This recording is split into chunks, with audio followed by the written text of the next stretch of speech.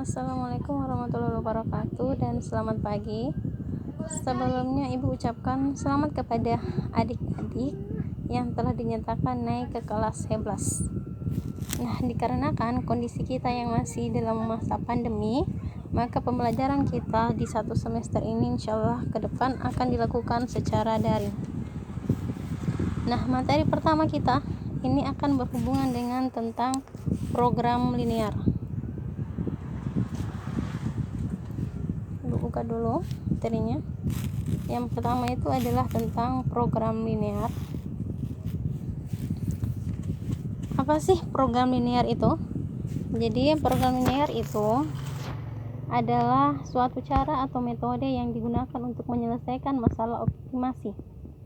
Nah, aplikasi program linear ini sering kita gunakan dalam kehidupan sehari-hari, misalnya di menentukan maksimal keuntungan sebuah perusahaan atau meminimumkan pengeluaran suatu perusahaan. Nah, beberapa contoh di kehidupan sehari-hari yaitu yang pertama lihat di pasar. Nah, ini kebiasaan di pasar ini bahwa orang yang menjual dalam kehidupan sehari-hari mereka harus bisa mengoptimisasi agar keuntungan mereka lebih banyak dan pengeluaran mereka itu lebih sedikit. Dan biasanya ini sangat diperlukan bagi perusahaan yang dalam jumlah besar atau pedagang-pedagang besar yang memproduksi barang-barang tertentu.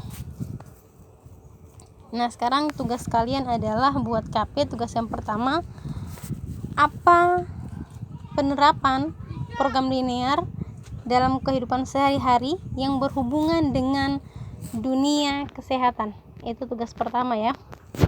Nah, sekarang kita lanjut berikutnya adalah kompetensi dasar.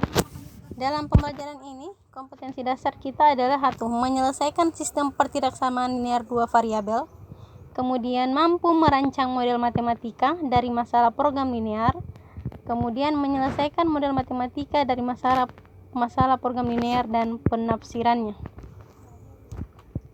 Kemudian indikator yang akan kita lihat yang pertama adalah kita harus mampu menentukan fungsi objektif beserta kendala yang harus dipenuhi dalam masalah program linear.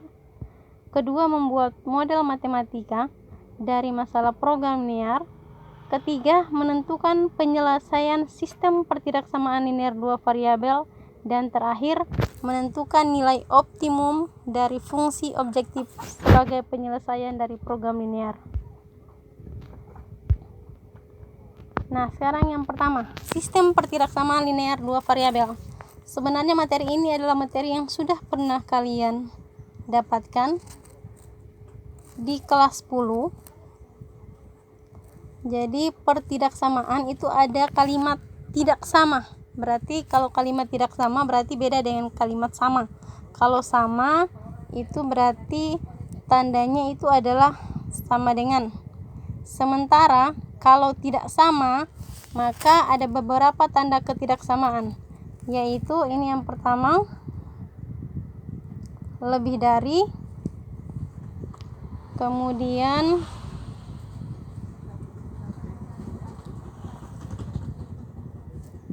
lebih dari, kemudian kurang dari, lebih dari sama dengan, dan kurang dari dan sama dengan. Itu adalah tanda-tanda ketidaksamaan.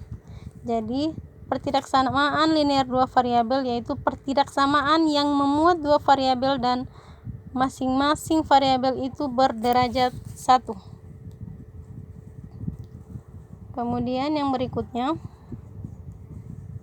nah, ini adalah beberapa contoh pertidaksamaan linear dua variabel. Yang pertama, 2x tambah 5y kurang dari 8. Jadi tanda ketidaksamaannya. Kemudian 5a tambah 7c lebih besar dari 10. Ini lebih besar.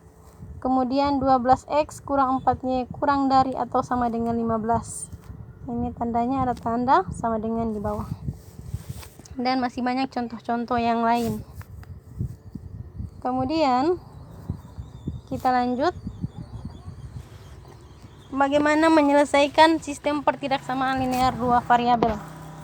Nah, untuk menyelesaikan sistem pertidaksamaan linear dua variabel, seperti halnya dalam pertidaksamaan pada umumnya, pertidaksamaan linear dua variabel juga dapat ditentukan himpunan penyelesaiannya. Himpunan penyelesaian dari suatu pertidaksamaan linear dengan dua variabel biasanya ditampilkan dalam bentuk grafik yang digambarkan pada bidang kartesius. Cara menentukan himpunan penyelesaian pertidaksamaan linear dengan dua variabel dapat dipelajari melalui ilustrasi berikut. Jadi yang pertama, pertidaksamaan linear dua variabel secara umum ditulis dengan itu AX tambah BY lebih besar atau sama dengan C, atau AX tambah BY kurang dari atau sama dengan C. Pertidaksamaan linear tersebut mempunyai penyelesaian berupa himpunan pasangan terurut. Jadi dalam bentuk koordinat kartesius itu ada, ini koordinat kartesiusnya pasti ada sumbu X dan ada sumbu Y.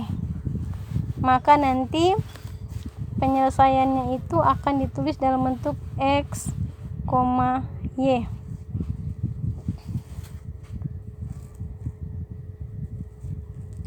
Nah, kemudian ini beberapa bentuk atau daerah penyelesaian pertidaksamaan linear dua variabel. Jadi, jika X-nya lebih besar dari A, berarti di sumbu X, maka daerah penyelesaiannya adalah ini. Daerah yang digaris ini. Ini adalah HP, himpunan penyelesaiannya.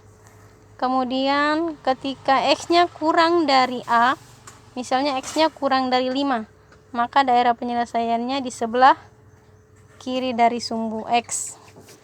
Kemudian Y lebih besar dari B, maka daerah penyelesaiannya adalah di atas sumbu X. Begitu pula Y kurang dari B, maka di bawah dari sumbu X.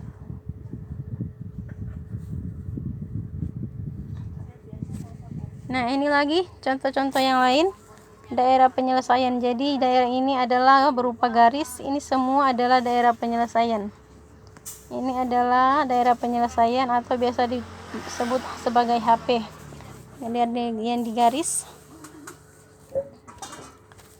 Kemudian ini juga sama. Nah, kemudian ini contoh. Contoh ini akan Ibu jelaskan dalam bentuk video pada lampiran berikutnya.